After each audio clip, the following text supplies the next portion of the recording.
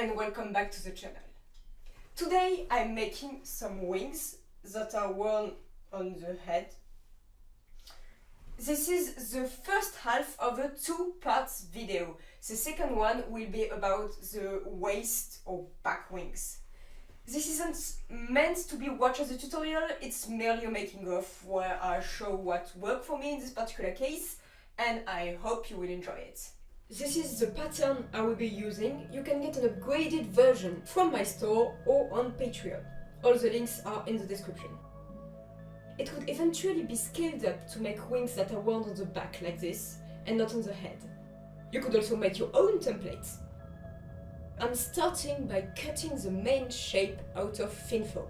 You can see that I removed the spike since I want to make it separately.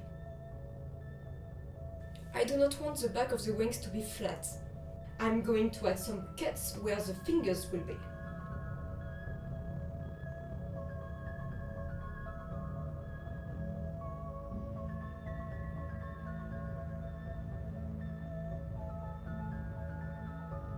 I'm cutting at a 45 degrees angle on each side of my line and gluing the edges back together.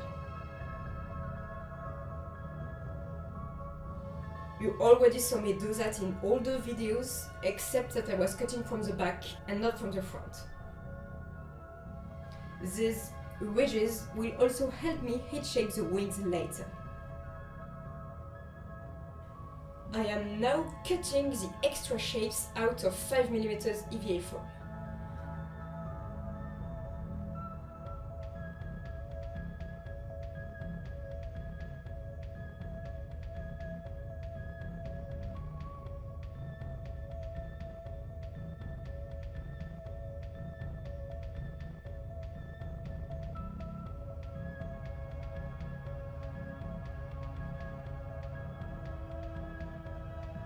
My wings are going to need a skeleton, or they will be too floppy.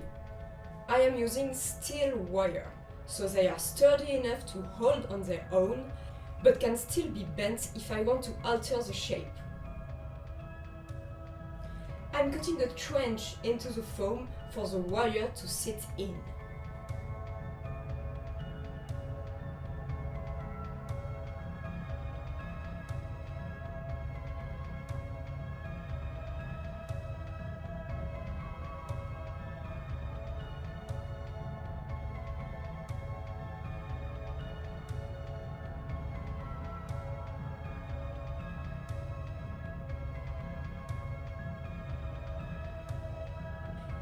I'm adding a small metal tube as well.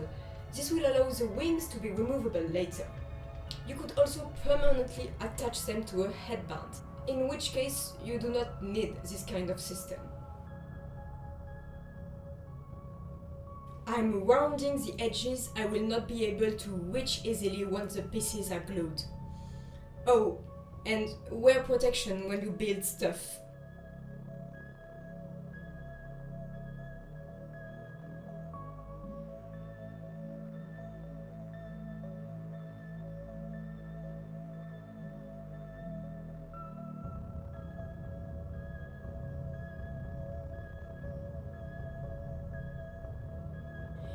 I can now glue my pieces together, do a little more sanding on the outer edges and heat shape the wings.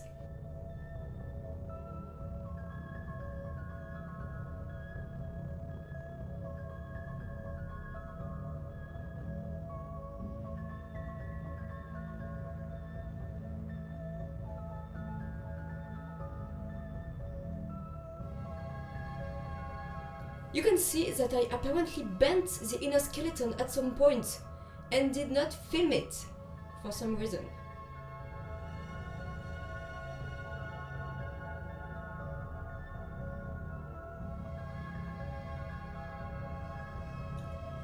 I'm making the spike out of 10mm EVA foam and attaching it to the rest.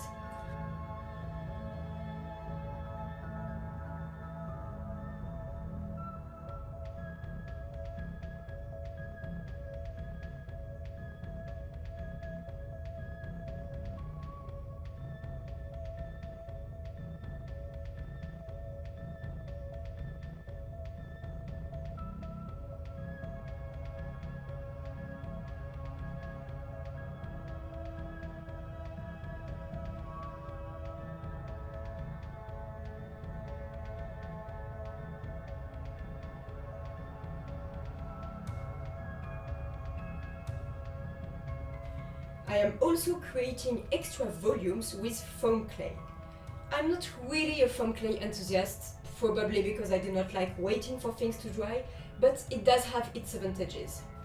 You can get the same results by layering EVA foam sheets and carving through them, which is what I do most of the time.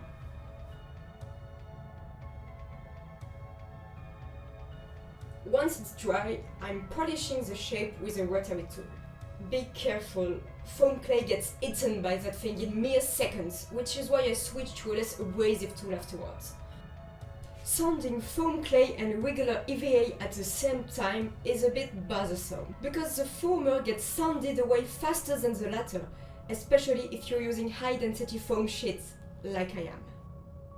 It is time for attachments. In this particular case, the wings will be attached to a headband, which will be worn under a wig to make it look like they are part of your head. I'm taking a wide headband and drilling a hole where I want the wings to be. I originally considered Chicago screws for this and abandoned the idea because it wasn't practical. Now the bolt screw only has to slide into the metal tube I added earlier. To prevent the wings from rotating around the base, I'm gluing magnets and securing them with fabric.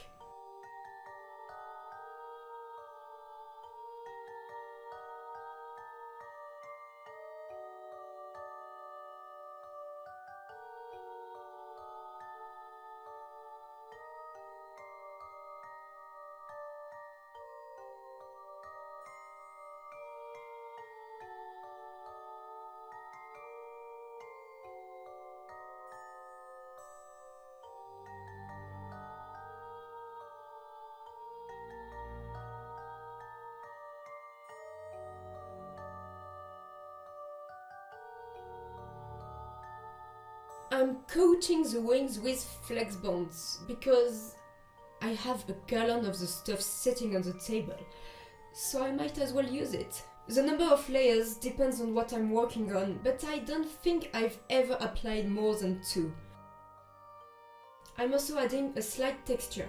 Well, I'm not actually against smoothness. Smooth surfaces are, in my opinion, way harder to achieve than overly detailed ones.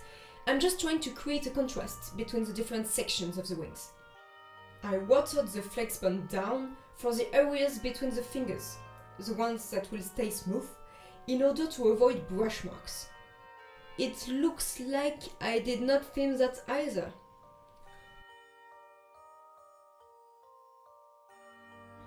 Once it's dry, I can start painting. You always see me hand painting costumes in videos, so today I will be using an airbrush for a change and some acrylic ink. The pearlescent ones aren't technically suitable for airbrushing. The iridescent flakes tend to clog the nozzle, so use at your own risk. Tons of paints are made for airbrushing, I just happen to like the ones that are not. I was making a second pair for Lilith at the same time. I added more green to them later, but could not film it. There isn't much to say about that part of the paint job, I'm just mixing inks together and spraying them. Yes, that was a nice cube tray at some point. The rest of the paint job will be done with a brush and regular acrylics. I'm applying my base colors, red and black for the fingers and back of the wings, and some ivory for the spikes. I can now dry brush everything to give more dimension to the wings and bring out the texture I created earlier.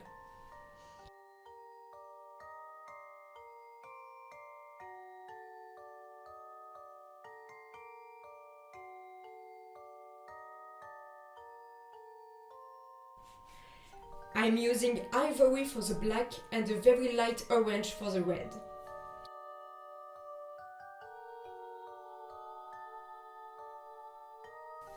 That leaves me with the spikes. I'm just adding a bit of brown here and there. I'm not going to varnish them now, given how windy it is today, but I'm still putting a gloss coat on the spikes to make them stand out.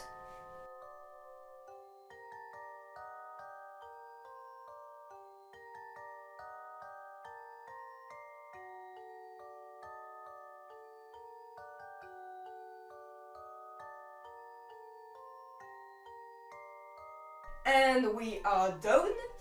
I would like to thank everyone on Patreon for making videos like this possible. See you in a few weeks for part 2.